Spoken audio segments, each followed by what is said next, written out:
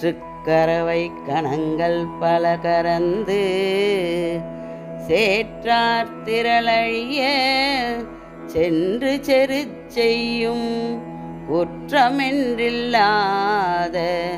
கோவலர்த்தம் பொற்கொடியே புற்றரவல்குல் புனமயிலே போதாராய் சுற்றத்து தோழிமாவெல்லாரும் வந்து நின் முற்றம் புகுந்து முகில்வண்ணன் பேர் பாட சிற்றாதோ பேசாதே செல்ல பெண்டாட்டினி ஏற்றுக்குறங்கும் பொருளேலோரெம்பாவாய். 10வது பாசுரத்தில் ராமபிரானால் தோற்ற கும்பகர்ணன் தன் உறக்கத்தை உனக்கு கொடுத்துவிட்டு சென்றானோ என்று எவ்வளவு எழுப்பியும் துயில் கலையாத தோழியை பார்த்து கேட்ட ஆண்டாள் 11வது பாசுரத்தில் கண்ணன் திருநாமங்களை உறக்க பாடுகிறோம், அது காதில் கேட்டும் சலிக்காமல் உறக்கத்தில் கிடக்கிறாயே என்று வினவுகிறார். கன்றுகளோடு கூடிய பசுக்களின் கணங்களை கொண்டிருப்பவர்கள் இந்த கோபாலர்கள். அவர்கள் பசுக்களின் பாலை கறப்பவர்கள். எதிரிகளின் செருக்கும் வலிமையும் அழியும்படி படையெடுத்து சென்று போர் புரிபவர்கள். குற்றம் எதுவும் இல்லாத நற்குடியில் பிறந்தவர்கள். அத்தகைய கோபாலர்களின் குடியில் பிறந்த பொன்கொடி போன்றவளே, புற்றில் இருந்து எழுந்தாடும் பாம்பின் படம் போன்ற அல்குலையும் காட்டில் தன் இசைப்படி திரியும் மயிலை போன்ற சாயலும் கொண்டவளே, செல்வ வளம் மிக்க பெண் பிள்ளையே, நீ எழுந்து வருவாயாக. நம் சுற்றத்தினை சேர்ந்தவர்களும் தோழிகளும் ஆகிய அனைவரும் திரண்டு வந்து நிற்கின்றோம்.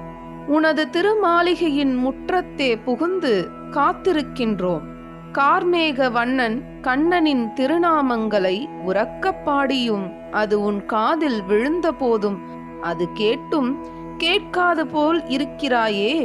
இவ்வோரு நான்கள் பாடுவதை கேட்டும் நீ சலிக்காமலும் ஒன்றும் பேசாமலும் உறங்கியபடி கிடப்பதால் என்ன பலன் ஏற்பட போகிறது என்பது எங்களுக்கு தெரியவில்லை என்று கூறி செல்வ பலம் மிகு நங்கையை துயில் எழுப்புகிறார் ஆண். திருவெம்பாவை பாடல் 11. மொய்யார் தடம் பொய்கை பொக்கு முகையர் எனக் கையார் குடைந்து குடைந்து உன் கழல்வாடி ஐயா வழியொடியோம் வாழ்ந்தோம் கான் ஆரழல் போல் செய்யா வெந்நீராடி செல்வா சிறுமருகுல் மையார் தடங்கன் மடந்தை மணபாலா ஐயா நீ ஆட்கொண்டருளும் விளையாட்டில் உய்வார்கள் உய்யும் வகையெல்லாம் உய்த்தொழிந்தோம் எய்யாமல் காப்பாய் எமையலோர் எம்பாவாய். ஐயா ஈசனை, எங்கள் நேசத்துக்கு உரிய தேவதேவனை, உம் அடியார்கள் கூடி வண்டுகள் மொய்க்கும் மலர்கள் கொண்ட தடாகத்தில் சப்தம் எழ குதித்து நீரை குடைந்து நீந்தி அந்த நீர் சப்தம் மறையும் விதமாக உன் கழல்களை எண்ணி பாடினோம். தொடர்ந்து இந்த பாவை நோன்பை நாங்கள் நோற்பதை ஈசனே நீங்கள் அறிவீர்கள். சிவந்த தழலான எம் ஈசனே, நீர் அணிந்த விமலனே, செல்வமே சிவபெருமானே, குறுகிய இடையும் மையிட்ட விரிந்த விழிகளைக் கொண்ட உமையம்மையின் தலைவா பெருமானே, ஐயனே, நீ ஆன்மாக்களை ஆட்கொள்ளும் விளையாட்டில் அவை எந்தெந்த இன்பங்களை அடையுமோ அப்படி அத்தனை விதமான இன்பங்களை இந்த நோன்பிலேயே நாங்கள் அடைந்து விட்டோம். உள்ளம் கசிந்துருகும் இந்த பேரின்ப நிலை என்றும் எங்களுக்குள் நிலைத்திருக்க செய்வாய்.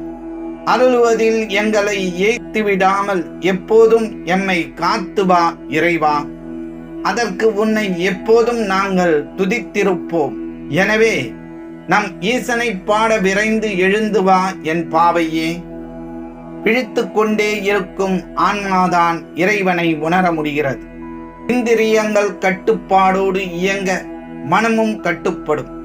கட்டுப்பாடான மனதால் ஒருமித்து இறைவனை தியானிக்கவும் முடியும். மனம் தியானிக்கும் நிலையில் உடலில் யோக சக்திகள் மேலெழும்பி ஆதார சக்கரங்களை தூண்டிவிட ஆன்மா லயித்து இறை நிலையில் ஆனந்த நிலையை எட்டும். இதுவே பக்தி, இதுவே ஆன்மீக நிலை.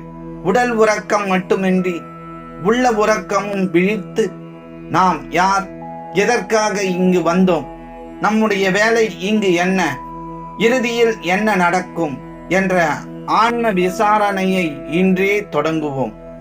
அதுதான் உண்மையான பக்தி. கோயிலுக்கு செல்வதும் வழிபாடு செய்வதும் மட்டுமல்ல பக்தி. சரணாகதி அடைவதும் தன்னை தானே உள்முக பயணமாக சென்று அறிந்து கொள்வதுமே பக்தி. விழித்திரு, சரணாகதி கிடைக்கும். சரணாகதி அடை, உன்னை பற்றி அறிய வரும். உன்னை பற்றி அறிந்து கொண்டால் ஈசனை அறிந்து கொள்ளலாம். ஈசனை அறிந்து கொண்டால் சகலமும் வேறு வேறு அல்ல என்று அறிந்து நீயே ஈசத்துவமும் அடையலாம். இந்த 5மே ஆன்மீகம். அப்படி உங்களுக்குள் புகுந்து உள்ளுரையும் ஈசனை கண்டறிந்து பேறு பெற்றவர் நமிநந்தி அடிகள். அதனால்தான் அவர் தொண்டருக்குள் ஆணி என்று போற்றப்படுகிறார். சோழ நாட்டு ஏமப்பேரூரில் மறையவர் குலத்தில் பிறந்த இந்த நாயன்மார் திருவாரூரில் பல திருத்தொண்டுகள் புரிந்து அரணடி சேர்ந்தவர். திருவாரூரில் விளக்கேற்றும் திருத்தொண்டு செய்து வந்தபோது புற சமயத்தார் கூடி இவரை கேலி செய்தனர். உள்ளொளி இருக்க உன் ஈசனுக்கு புறவொளி வேண்டுமோ என்று ஏகடியம் பேசிய நபர்களுக்கு ஈசனையே துணை என்று கொண்டு திருவாரூர் கமலாலய குளத்தில் இருந்து நீர் எடுத்து ஆலயம் எங்கும் தீபம் ஏற்றி காண்பித்தார். அது மட்டுமா, ஆரூர் மக்கள் எல்லோரையும் சிவசாரூபம் பெற்றவர்களாக தரிசனம் செய்ய பெருமையும் கொண்டவர் நமிநந்தி அடிகள். திருநீற்றின் மகிமை உணர்ந்து அதையே மந்திரமாக ஔஷதமாக கொண்டு பல அற்புதங்களை செய்தவர் இவர். இத்தனை பெருமைகளுக்கும் இவர் காரணமாக சொன்னது, விழித்திருந்த மனதால் ஈசனை கண்டுகொண்டேன் என்பதுதான். ஒளி என்பது வெளிச்சம் என்பதல்ல, அது விழிப்பு நிலை. இருள் உறங்க வைக்கும் என்றால் ஒளி விழிக்க வைக்கும். புற விழிப்பு மட்டுமின்றி அக விழிப்பையும் ஒளி செய்ய வைக்கும் என்பதனாலேயே விளக்கேற்றி இறைவனை வழிபடுகின்றோம். நமிநந்தியடிகள் நீரால் விளக்கேற்றினார் என்பதும் உருவகம்தான். எந்த நிலையிலும் விழித்து கொள்ள முடியும், விளக்கேற்ற முடியும் என்பதுவே இந்த திருவிளையாடல் சொல்லும் தத்துவம். விளக்கை ஏற்றி வைத்துவிட்டு வாய் முணுமுணுத்துக் கொண்டு கண்ணை மூடிக்கொண்டு இருந்தால் மட்டும் போதுமா? மனம் விழித்து இறைவனோடு ஒன்ற வேண்டாமா? அதுதானே இறையோடு கலக்கும் ஆனந்த நிலை. குடைந்து குடைந்து நீராடுதல் என்பது உள்ளத்தில் உற்சாகமான ஈசனை தேடி தேடி கழிப்பதுதானே. எனவே அதிகாலையில் இந்த அற்புதமான மார்கழி நாளில் எழுந்து இறைவனை தேடும் முயற்சியில் இறங்குவோம். அன்பில் அகப்பட்டுக் கொள்ளும் அந்த அற்புத கற்பகத்தை நாம் சொந்தமாக்கிக் கொள்வோம். வா, உள்ளன்போடு ஈசனை காதலித்தால் அவன் என்றும் எப்போதும் நம்மை அருகில் இருந்து காப்பான். இது உறுதி. அவனுக்கு ஏற்கவே தெரியாது. சொன்ன சொல்லை உறுதியாக காக்கும் கருணை மிகுந்த தெய்வம் அவன் ஒருவன்தான் என்பதை நீயும் உணர்ந்து கொள்வாய். வா, ஈசன் நம்மை ஆட்கொள்ளும் போது எழும் ஆனந்தம் இருக்கிறதே, அதை எந்த சொல்லாலும் சொல்லிவிட முடியாது. அதை அனுபவித்தாலே புரியும். அழகிய விழிகளை கொண்ட தோழியே, நேரம் கடந்து கொண்டே இருக்கிறது. இன்னமும் காலம் கடத்தாது நம் தலைவனை பாடி இன்பம் கொள்ள சீக்கிரம் எழுந்து வா.